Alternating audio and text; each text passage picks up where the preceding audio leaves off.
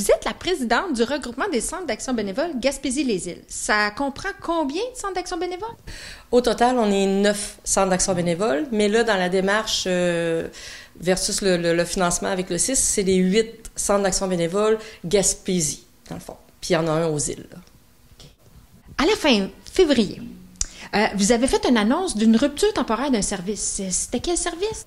C'est le service d'accompagnement transport pour les 65 ans et plus. On a dû suspendre nos services. On était rendu à la fin de notre année financière, donc puis on n'avait pas reçu de financement de la part du CIS.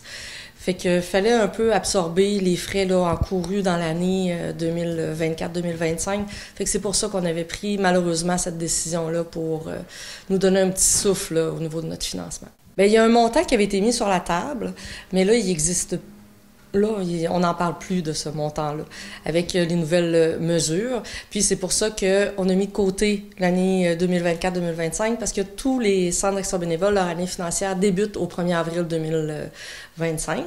Donc, c'est pour ça qu'on a eu une belle rencontre vendredi dernier avec le CISC, qui malheureusement n'a pas pu s'engager au niveau du financement, étant donné que le budget est sorti mardi dernier. Donc, attendre des nouvelles là, de Santé Québec pour que ça redescende à eux pour voir comment ils vont organiser ça. Fait qu'on devrait avoir des rencontres sous peu avec le CIS. On est confiants, en espérant que nos députés vont pouvoir monter à d'autres instances des besoins criants qu'on a en Gaspésie, parce que la problématique du transport, ça fait partie des choses importantes à traiter en Gaspésie. Le 1er avril, aujourd'hui, là, vous avez recommencé ce service-là. Mais est-ce qu'il y a des changements? Oui, on n'a pas le choix. C'est une mesure temporaire qu'on a mise sur place. Le service est repris à 100%. Cependant, la part de la contribution des bénéficiaires n'est plus de 50%. Pour vous donner un exemple concret, ce qui veut dire une personne qui a un déplacement de 200 km à 54 sous, bien, à 50% payait 54 $. Maintenant, ça va à 75%, c'est environ 81 $, ce qui veut dire là, une différence de 27 $ pour le bénéficiaire. Je le sais, c'est pas dans l'idéal. C'est pour ça qu'on précise que c'est une mesure temporaire en attendant de voir ce qu'on peut avoir par rapport au financement avec le CIS. Ça implique combien de transports, accompagnement bénévole? Bien, juste pour notre câble, c'est au-dessus de 1000 à 1100 transports par année. Fait que juste de l'année passée à cette année, on a vu une augmentation de 29% d'augmentation des demandes de services.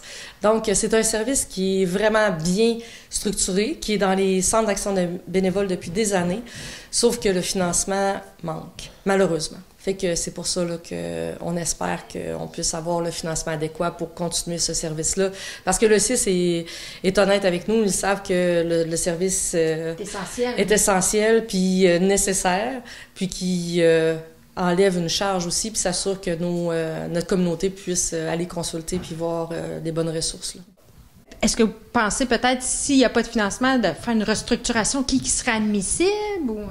On ne veut pas se rendre là. On veut vraiment préserver ce service-là comme il a été créé parce qu'il fonctionne merveilleusement bien. Donc, on ne veut pas en venir à être obligé de retourner dans des critères d'admissibilité. Cependant, on va rester réaliste. On ne peut pas être en déficit année après année pour offrir un service.